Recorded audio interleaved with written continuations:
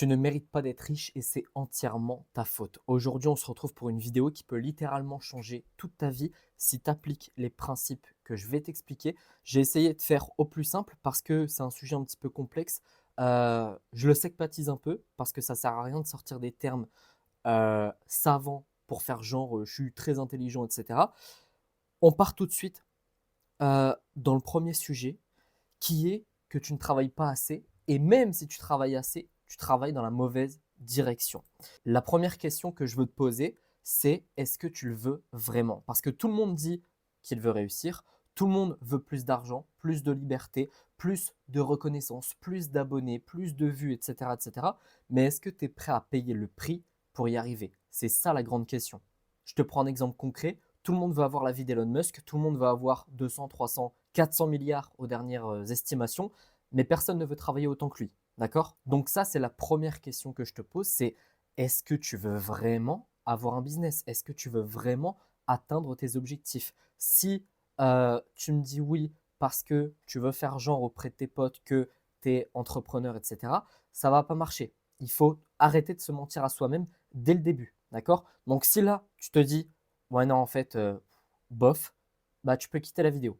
Ok? Vraiment, je ne te retiens pas. Deuxième point, la majorité des gens surestiment leur effort. C'est-à-dire qu'il y a plein d'études qui sont sorties, je t'en ai pris deux. Il y en a une qui a été menée au Royaume-Uni où sur une journée de travail complète d'à peu près 8 heures, hein, les gens travaillent effectivement, ok, donc du travail effectif, 2 heures et 53 minutes. Il y en a une autre qui dit qui a à peu près 50% du temps où les gens sont productifs. Et en fait, tu perds énormément de temps sans même t'en rendre compte. Je m'explique. Va sur ton téléphone, par exemple, tu vas sur Instagram et tu vas sur gestion du temps. Sur ton compte perso, ok? Prends pas ton compte pro. Tu regardes combien de temps tu passes à regarder des réels. Moi, le jour où j'ai fait ça, j'ai eu un déclic, ok? Parce que c'était marqué un truc du genre 3 heures par jour et tout. Je me suis dit, comment je fais pour passer 3 heures par jour sur Instagram? Je ne m'en rends pas compte. Et en fait, c'est des trucs cons. Tu es en train de travailler. Le pire, c'est quand tu n'es pas, par exemple, salarié pardon, et que soit tu es entrepreneur à temps plein, donc tu es full-time sur ton business, soit même tu es au chômage ou les jours de repos ou quoi que ce soit. euh, Tu te dis, j'ai toute la journée pour taffer. Donc en fait, tu ne te mets pas de pression. Quand tu rentres chez toi et que tu n'as que 1 heure et demie pour taffer sur ton business, là, tu as de la pression, là, tu vas être efficace. En règle générale, hein, parce qu'il y en a beaucoup, ce n'est pas le cas. Euh, et en fait, tu vas te dire, allez, je prends une petite pause de 10 minutes. Et en fait, tes 10 minutes, elles se transforment en 20 minutes, 30 minutes, etc. etc. Si tu couples Instagram Reels avec TikTok ou avec YouTube, le temps que tu passes à ne pas travailler est énorme. Ok? Donc en fait, ok, tu t'es mis devant ton bureau de 8 heures à 17 heures. Mais combien de temps as-tu travaillé réellement? Il y a plein d'outils qui existent. Il y a un outil qui s'appelle je sais plus, ça s'appelle Pomodoro. Enfin, ça, c'est une méthode, mais il y a une méthode. Bah, je l'ai là en fait. Je l'ai ici, je sais plus comment il s'appelle l'outil. Focus To Do, que j'avais installé il y a quelques mois, qui m'a permis de voir qu'en fait, je travaillais vraiment, bah, pas comme je le pensais, hein. Je travaillais genre 3 4 heures par jour, alors que j'étais 8 heures, 9 heures devant mon PC. C'est vraiment énorme. Donc, si tu veux voir combien de temps tu travailles réellement, soit, bah, je sais pas, tu prends un timer, tu prends ton téléphone et tu te chronomètres. Soit tu prends cette appli-là, elle est gratuite, et en fait, tu enregistres un petit peu toutes tes séquences de travail, et tu vas voir que tu travailles beaucoup moins que ce que tu ne le penses. Donc là, du coup, on vient de le voir, hein, combien de temps travailles-tu réellement, et vraiment, te mens pas à toi-même. Par exemple, moi, je tiens un tableau sur toute ma vie, c'est-à-dire, est-ce que j'ai fait mon sport? Est-ce que j'ai fait mon cardio? Est-ce que j'ai lu? À quelle heure je me suis réveillé? À quelle heure je me suis couché? C'est un peu en mode tableau de productivité Yomi Denzel. Je mens pas sur mon tableau. Ok? Je mets pas genre oui, là j'ai fait mon sport alors que c'est faux. Parce qu'il n'y a personne qui regarde. Donc vraiment, tu peux mentir à qui tu veux, tu peux mentir à moi, à tes proches, à tes parents, à qui tu veux, mais ne te mens pas à toi-même. Ok? C'est ultra important.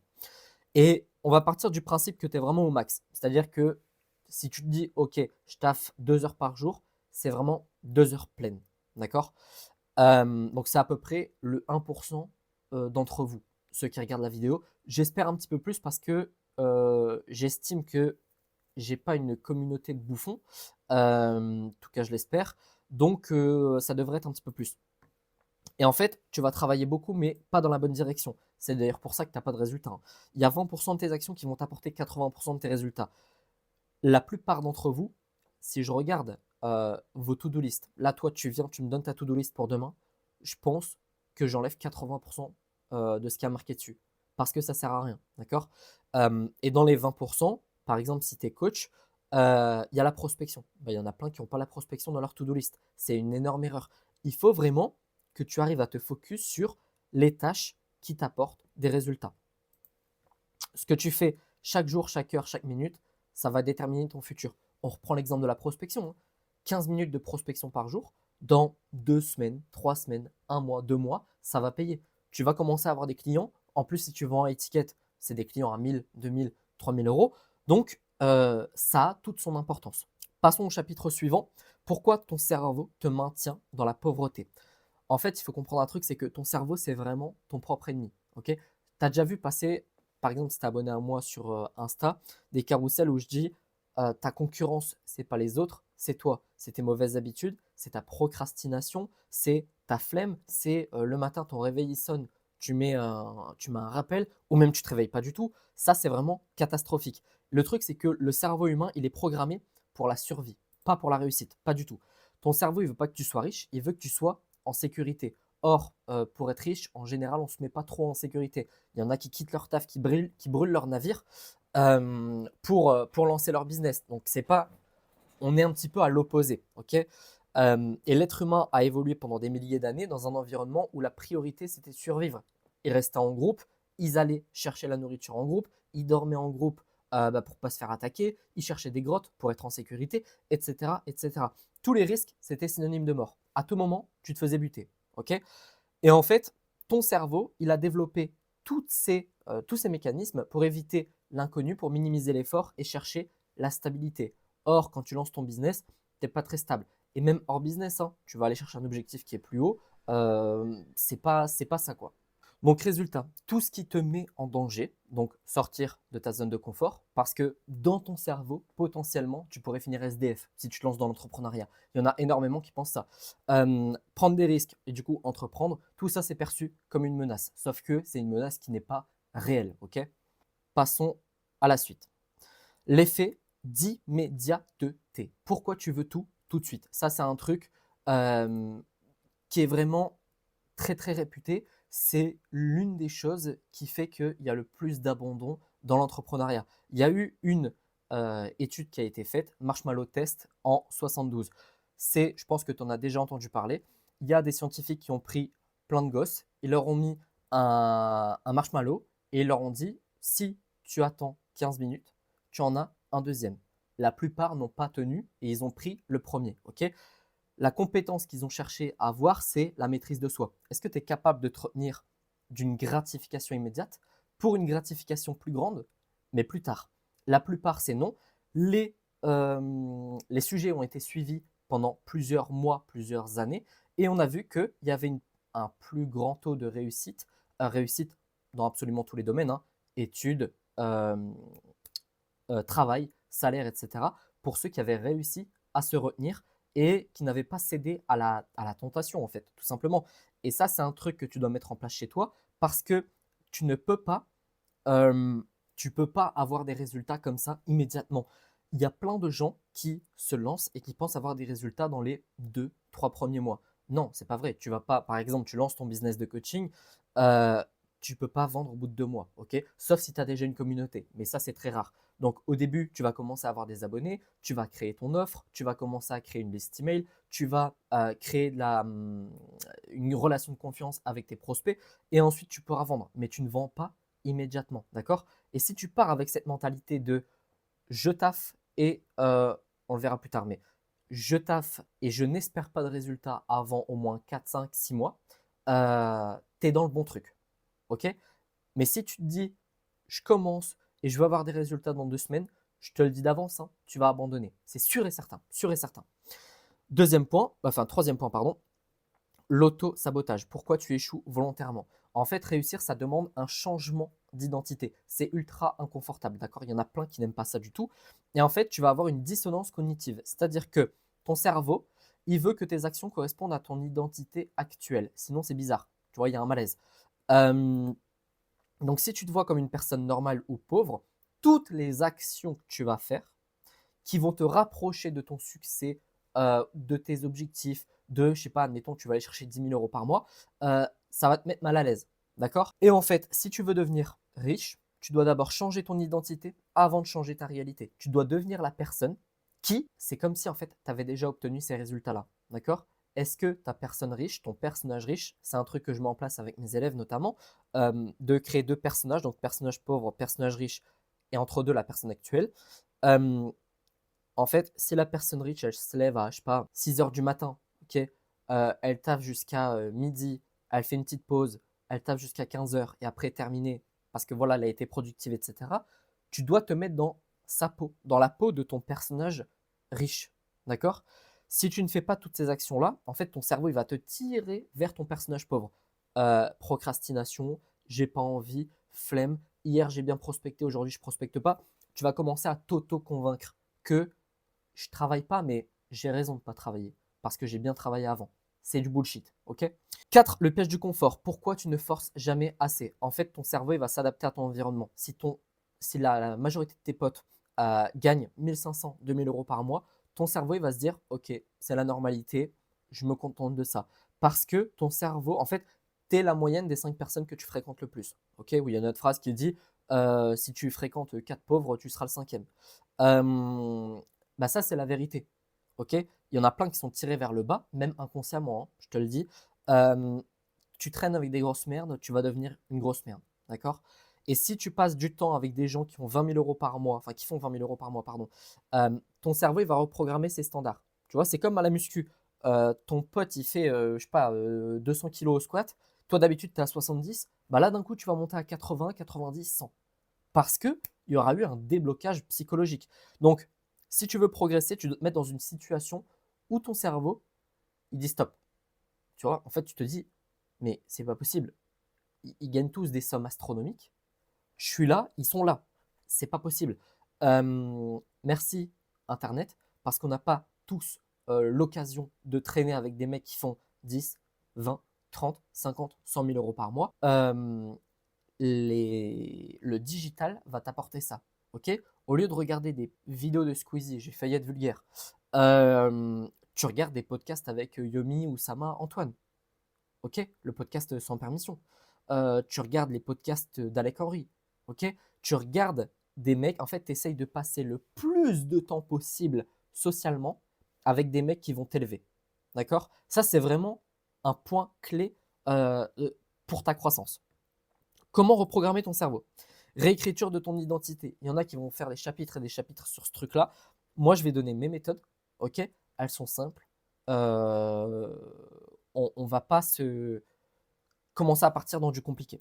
Ton cerveau croit tout ce que tu lui répètes. D'accord? Quand quelqu'un, de toute façon, c'est connu, hein, ton prof, il te dit que tu es une merde en mathématiques, tu vas être une merde parce que tu vas le croire. Si toi, tu te dis, je sais pas, je suis pas bon dans telle matière, je suis pas bon en histoire, je retiens rien, bah tu vas rien retenir. Ok? À l'inverse, parce que ça marche à l'inverse évidemment, si tu boostes un peu ton ego, ok, et que tu fais un vision board, tu fais des affirmations positives tous les jours, tu fais de la visualisation tous les jours, ton cerveau va croire que tu es un mec blindé, tu es un mec qui gère les appels de vente. Tu vois, tu as un appel de vente, tu es stressé. Non, mets-toi dans l'ambiance de je suis un vendeur d'exception, je suis un marketeur de fou furieux, je sais gérer toutes les objections, je sais gérer les appels de vente. Euh, Tu te dis plein d'affirmations comme ça, tu te mets dans l'ambiance, tu fais des pompes avant ton call, comme ça tu arrives plein d'énergie, ton call va se passer à merveille. D'accord? Même si le mec à la fin te dit non, hein, tu ne vas pas mal le vivre, cet appel. L'expérience va être positive. Donc ça, c'est un truc que tu dois mettre en place. Et l'exposition au standard élevé. Oula, j'ai bugué. Chapitre 3, le paradoxe du succès. Plus tu en veux, moins tu en as. Si tu comprends ce chapitre, tu vas vraiment voir un changement très rapide, mais vraiment très rapide dans ta vie. Tu vois, par exemple, les affirmations, etc. Tu dois attendre bien une semaine, 2 semaines pour voir les premiers changements. Ok? Pour ceux qui ont la flemme et ils vont se dire ah je le fais pas, c'est chiant. Si tu avais commencé il y a 2 semaines, tu verrais déjà les changements maintenant. D'accord? Donc commence maintenant parce que le meilleur moment pour commencer c'était hier. Euh, L'attachement excessif mène à l'échec. Alors, plus tu es obsédé par un objectif, plus tu vas prendre des décisions de merde. en fait, tout simplement. Exemple, en trading, les investisseurs les plus impatients, ceux qui veulent gagner vraiment énormément d'argent le plus rapidement possible, ils finissent tous broke. Ok? Ils sont pauvres. En séduction, quelqu'un qui veut, je pense que tu as déjà dû le voir parmi tes potes ou même peut-être toi-même, hein, quand tu as un gros chien de la casse, t'attires pas les meufs. D'accord? Parce que bah, tu es un gros dalleux. Tu es trop dans le besoin. Tu vois? Pareil en appel de vente, hein. Si tu es trop en besoin d'argent, la personne va le sentir. Jamais elle va venir avec toi. D'accord? Et dans le business, bah, vouloir réussir trop vite, ça mène à des actions précipitées, non réfléchies, etc., etc. Tu fais une offre, ton offre elle est bancale, tu la lances, tu fais pas de vente, c'est mort. Tu copies des stratégies de tes concurrents parce que tu te dis, tiens, le mec il fait 50 000 euros par mois, moi je suis à 0 euros, je pense que si j'applique ces stratégies, je vais aller à 50 000. Non, parce qu'en fait, les stratégies que tu mets à 50 000 euros par mois, tu ne les mets pas pour quelqu'un qui fait 0 euros. Mais ça, c'est des décisions que tu prends parce que tu es trop focus sur je veux de l'oseille, je veux de l'oseille, je veux de l'oseille, je veux de l'oseille. Tu es obsédé, mais il ne faut pas être obsédé par ça. Euh, Ça va te causer un stress énorme, ok? Si tu es focus que sur ton objectif, tu vas être stressé tout le temps parce que tu vas dire tiens, là je l'ai pas atteint, là j'ai pas fait ça, là j'ai pas fait ceci. C'est un calvaire, d'accord? Donc tu dois shifter ton focus et tu le mets sur le process. C'est quoi le process? C'est je ne me concentre pas sur comment je fais 10 000 euros par mois, ok? Je me concentre sur comment je peux faire la meilleure vidéo YouTube qui va plus tard me rapporter 10 000 euros par mois. Ok? Tu te focuses sur toutes les petites actions que tu dois mettre en place pour atteindre ton objectif. Faire la meilleure vidéo YouTube, faire le meilleur script de vente, faire la meilleure offre, faire je sais pas, les meilleurs modules vidéo, etc., etc. Tu dois mettre ton focus sur ça et pas sur 10 000 euros par mois. Chapitre. Ah non, c'est. Ah si, c'est ça. Chapitre 4. Pourquoi tu dois devenir avant d'avoir. Alors, là, c'est un sujet, j'espère que tu vas comprendre. La fausse croyance du je réussirai quand. En fait, il y a énormément de gens qui disent quand j'aurai de l'argent, je vais entreprendre. Quand j'aurai plus de temps, je vais bosser sur mon projet. Quand j'aurai du succès, je me sentirai confiant. Mais en fait, c'est l'inverse qu'il faut faire. Tu vois, c'est par exemple pour le projet, je vais organiser mon temps, je vais organiser mes journées pour avoir plus de temps pour travailler sur mon projet. Je vais entreprendre parce que ça va me générer de l'argent. Je vais me sentir confiant pour pouvoir obtenir le succès. D'accord? L'identité précède toujours les résultats. Tu ne deviens pas riche en attendant l'argent, tu deviens riche en adoptant les comportements d'une personne riche. Comme je te l'ai dit tout à l'heure, personnage riche, si le mec se lève à 6 heures du matin et tape jusqu'à 15 heures, tu fais ça. Ok? Les actions suivent l'identité. Si tu te vois comme une personne qui galère, bah, tu prendras des décisions de merde en fait. C'est sûr et certain. Ça s'appelle l'effet Galatée, c'est-à-dire que nos propres croyances sur nous-mêmes vont influencer notre réussite. Ok? Si tu penses que tu es bon, tu vas être bon. Si tu penses que tu es nul, tu vas être nul. Pareil pour, par exemple, l'appel de vente. Si tu es stressé, si tu te dis je ne sais pas faire, le mec va me dire non, je ne sais pas gérer les objections, et que tu arrives comme ça dans le call va très mal se passer. Ok? Tu dois vraiment être confiant. Et de toute façon, il n'y a que toi qui auras confiance en toi, hein. Je te le dis, n'attends pas de tes proches qui te disent super mon gaillard, t'es fort, tu vas réussir dans le business, tu vas avoir 10 000 euros par mois. Non, parce que déjà, niveau du mindset, ça passe pas. Ok? La plupart des gens pensent que c'est impossible. Donc, il n'y a que toi qui va être là pour toi-même. 5. Comment hacker ton cerveau pour devenir méritant? On va faire un petit récap. Plus je te donne de la valeur. Mais juste avant, si tu me suis depuis quelques temps, tu le sais déjà, mais j'ai une formation gratuite que j'ai nommée le programme Initiation, dans lequel je te montre comment créer une audience qualifiée en 30 jours sur Instagram. Si tu l'apprends, tu seras automatiquement ajouté à ma liste email et donc tu recevras un conseil business tous les jours à 18 h.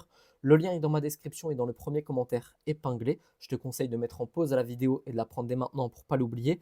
Et si tu veux aller plus loin et que tu as besoin de conseils personnalisés, tu peux réserver ton coaching offert de 30 minutes. Je vais répondre à absolument toutes tes questions pour que tu repartes avec le plus de valeur possible. Le lien est également dans ma description.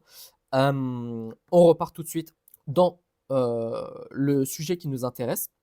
En 1, tu dois travailler plus et surtout sur les bons leviers. 20-80, ne l'oublie jamais, note-le quelque part. Tu dois changer avant d'obtenir des résultats. Tu dois apprendre à apprécier le process, pas juste le résultat. Parce qu'en fait, si tu viens en faire pour pendant 1 an, 2 ans, 3 ans, 4 ans, 5 ans pour atteindre 100 000 euros par mois, quand tu vas les atteindre, tu vas dire ah en fait tout ça pour ça. Genre j'ai souffert autant de temps pour juste ça, ça vaut pas le coup. Tu évites la précipitation et la mentalité du tout de suite, ok, c'est relié également avec la dopamine, hein. Tu fumes littéralement ton cerveau en étant sur Instagram Reels, en étant sur TikTok. Là, tu es accro comme un zombie. Je ne sais pas si tu as déjà vu quelqu'un scroller. Toi, de l'extérieur, tu n'as pas ton téléphone. Tu regardes quelqu'un scroller, ça fait peur. Le mec ne reste même pas, il y a des vidéos où il ne reste même pas une seconde. Une seconde, il a déjà swipe.